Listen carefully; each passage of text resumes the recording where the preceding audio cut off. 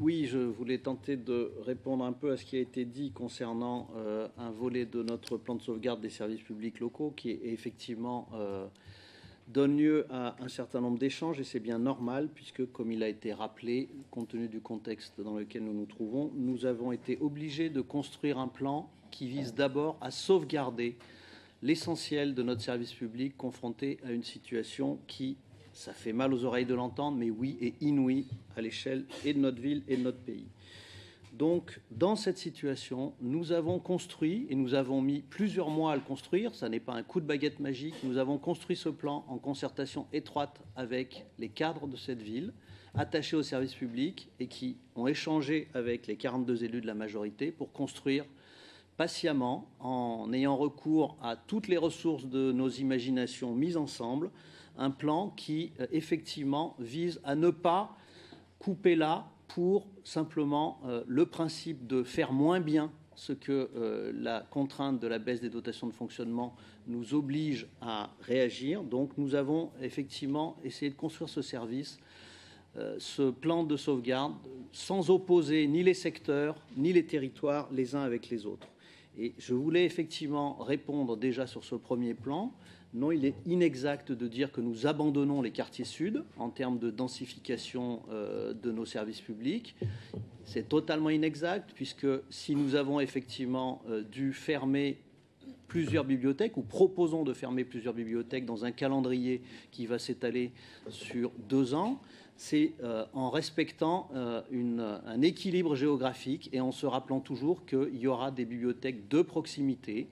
La ville a changé, les usages urbains ont changé, les réseaux de transport en commun ont changé, les capacités des citoyens à user des ressources que fournissent notre ville ont évidemment bougé et nous devons en tenir compte en 2016.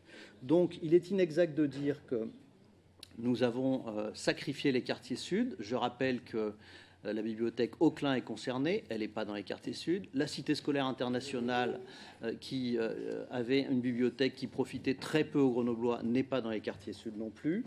Par ailleurs, sur l'accompagnement que nous allons donner au quartier sud, je rappelle que le théâtre Prémol, nous nous sommes engagés à le reconstruire et pour l'instant, nous sommes les seuls dans le tour de table de financement à avoir clairement annoncé les choses alors que des promesses avaient été faites, mais pour l'instant elles tardent à se concrétiser.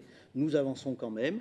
Nous allons mettre une section jeunesse à Kateb Yassine, ce qui était une demande ancienne. Donc nous essayons, dans la mesure de nos possibilités financières, de répondre à différents enjeux, à différentes questions qui étaient posées depuis un certain temps, parce qu'il ne faut pas faire de démagogie, prétendre qu'on abandonne la lecture publique dans les quartiers sud quand on ferme un service public qui fonctionnait 10 heures par semaine, alors qu'il y en a un autre qui est disponible sur une plage beaucoup plus étendue à moins de 500 mètres, ce n'est pas sérieux.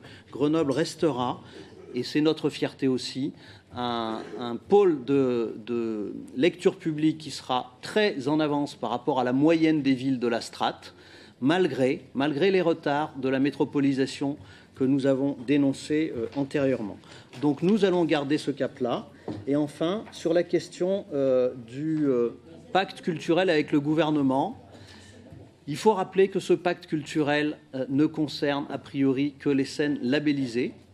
Donc, une petite partie de l'action culturelle que nous menons, nous gardons.